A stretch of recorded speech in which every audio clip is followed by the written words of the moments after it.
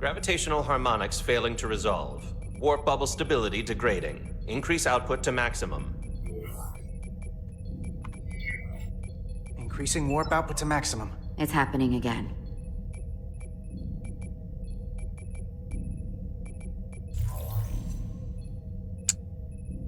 We can't create a warp bubble, that's There's not good. evidence that presently, the Resolute cannot achieve warp propulsion. Since our diagnostics rule out any problems with our warp systems or anything about the ship, the problem appears to be the fabric of space itself. Space itself?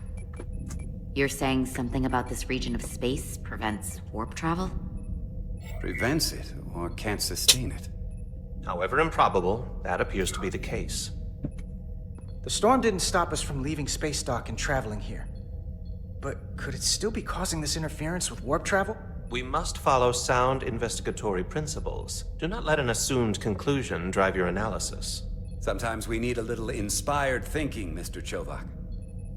Captain Solano is on his way back from the negotiations, and I want to have some answers for him when he gets here. Indeed.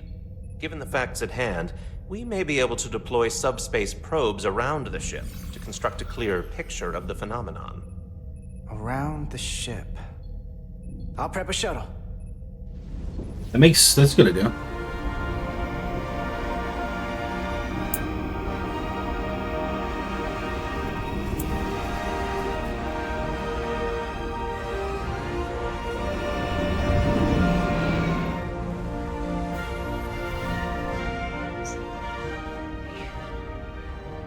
Setting up a waypoint at a distance roughly corresponding to the edge of our warp field.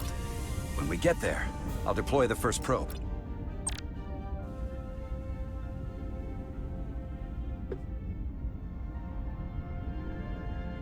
E.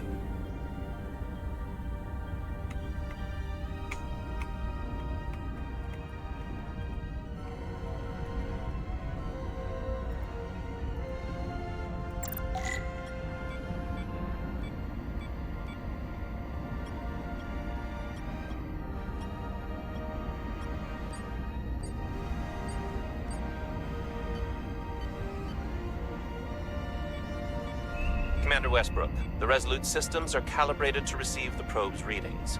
We are standing by to reproduce the warp field collapse after the first probe is deployed. Thank you, Mr. Chovak. We'll be in position shortly. And, Mr. Diaz, do take care in piloting the shuttlecraft. Now is not the time to indulge in the human penchant for joyriding. Chovak probably isn't such a fun guy to work for, huh?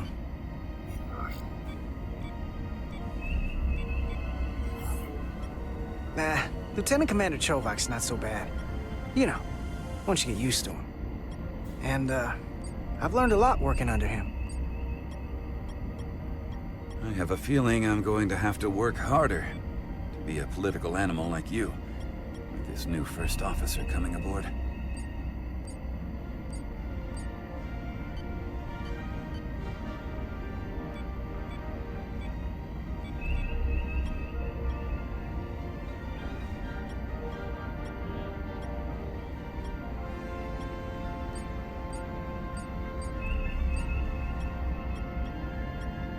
This is far enough.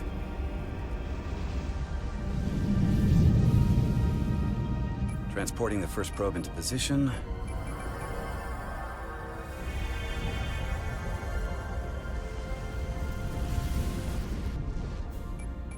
Westbrook here. The first probe is deployed. Understood. We are reading it. We are about to replay the simulation.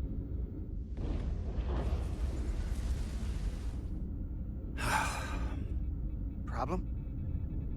I just can't get a handle on her. Commander Rydek. She rejected my plan to use a deflector pulse against the storm surge. But on the other, she did listen to my advice and use the whole polarity trick to get you through that excursion alive. I'm not saying there's anything wrong with the new XO. I'm sure she's a fine officer, even if we don't see eye to eye. But she didn't go through what the rest of us did. You know that. And it's hard to figure out why she'd be the one Solano chose instead of, well, one of us. I've heard some good things. You should at least give her a chance. I'll take that under advisement. Test is running. Warp field collapse in 3, 2, 1, mark.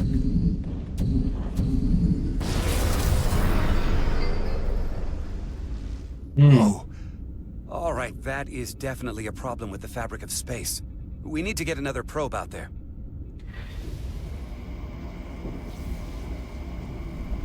With 2 points of data, the Resolute and the probe, we've managed to get an interference pattern. I'm setting a waypoint to a particularly strong area of interference.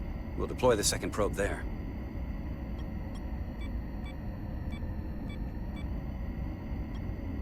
Listen, I'm gonna give you a piece of advice I wish someone had given me. Make sure you're never just one thing. And don't get so focused on what's in front of your face that you lose sight of the big picture. Before Rydek showed up, the captain pulled me into his ready room and told me he didn't think I had the people skills to be first officer. What a load of crap. I mean, if he'd said that about Chovak, sure. Is that why you're being so friendly to me? Politics? That would be clever, but I think you give me more credit than the captain does. You're all right, Diaz. And you've got potential. You're a capable engineer. You're good in the field. Keep up the good work, and who knows? A solid jack of all departments like you could be Commander-in-Chief of Starfleet one day. Hell, Admiral Jellicoe started as a shuttle pilot. And there are places to go in the enlisted ranks, too. You know, I'd be the best leader Starfleet ever had. Lower decks always have to fix all the problems Command causes. Maybe I'd just save everybody some steps. Well, don't forget about us little people when you're running things. Of course not. You gotta remember where you came from.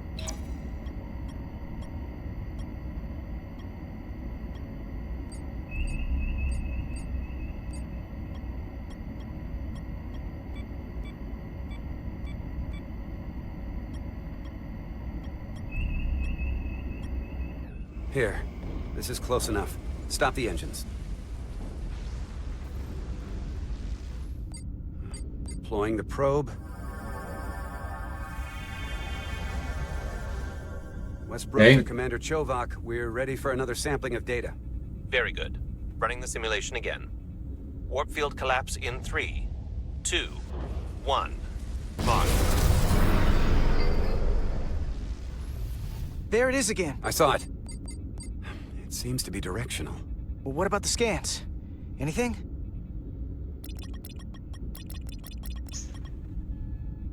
Here's the readings in relation to our local space. We've got the Resolute, Otari Prime, and the probes. All this interference is overloading the sensor buffers. We're gonna have to triangulate the sensors manually.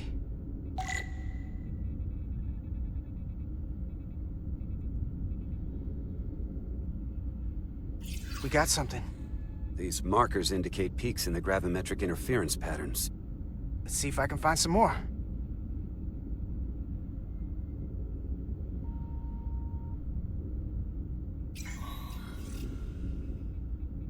Hold up.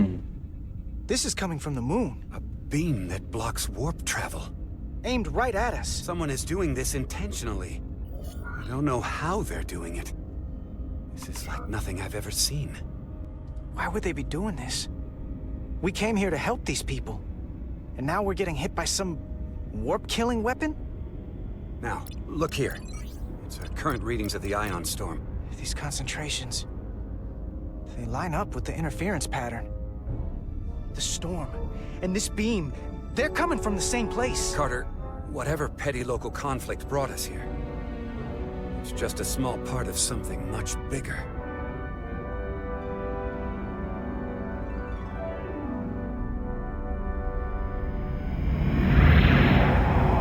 Presently, we don't have an explanation for how they're doing this. But one thing is clear. This is no fluke. Thank you, Mr. Westbrook. I want a full briefing when I'm back on board. Solano out. A targeted weapon that inhibits warp travel. Coming from the moon Tau. That would explain the difficulties my shuttle encountered. More importantly, the tenor of the Hotari during the negotiations. And here I thought the Elidians would be the problem. Coming to peace talks in a warship.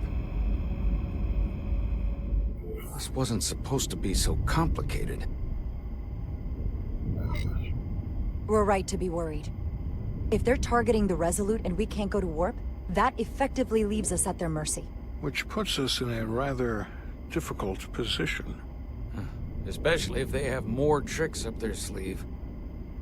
Tylus, the Hotari representative, said she thought they found something in the mines. Galvin and Sidron brought it back to the palace, but they're keeping it under tight security. She's going to investigate it. I gave her my tricorder. I expect she'll contact us soon. You found an ally. Why would Tylus help us? Go behind her people's back? It's a fair question, considering. She's worried that her people are being dragged into something that isn't going to end well for them. She's trying to save them. That may be true. She's certainly more likely to help than the other Hotari we've met. That raises another question. Specifically, what do the other Hotari have to gain in bringing us here, only to make this hostile maneuver against us? There must be some motivation. Unless they changed their minds between when they asked and when we got here. Sidron was very curious when we spoke outside the Queen's chamber. He wanted to know all about us, our ship, the Federation. He wasn't giving any answers. He was looking for them. Well, I'm sure you didn't tell him too much. I don't think the Elydians know what's really down on that moon either. Major Armintas said the revolt defied explanation. That the Hotari miners somehow harnessed the energy of the storm. Harness the energy of the storm? Doing that is beyond even our capabilities. So is a weapon that disrupts warp travel. There have been civilizations and entities, both past and present, far more technologically advanced than the Federation. The Elydians and Hotari don't fall into that category. But that is all the more reason to investigate further.